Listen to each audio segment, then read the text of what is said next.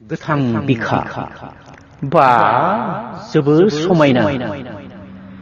दाबो बिदिनो बियो दाबो आंनि थाखाय हरफ्रामबोनि गोदै सिमां मानास दैमानि सेराव इसोरनि बिबार बारि लामानि एखे लोगो बिजों बियो हरफ्रामबो निजोम हरनि बिसना गंसेनि बिलोलो इयांमारि मानास दैमा गाथोनाव बेनि आरोबाव लांदां बिखानि गोथां हाजो बेनि थाखायनो आरोबाव आं फोरमायस' हायै बोदोर गोसो थाथिर हायै हाखुवा बोरसि दैमा बारनायनि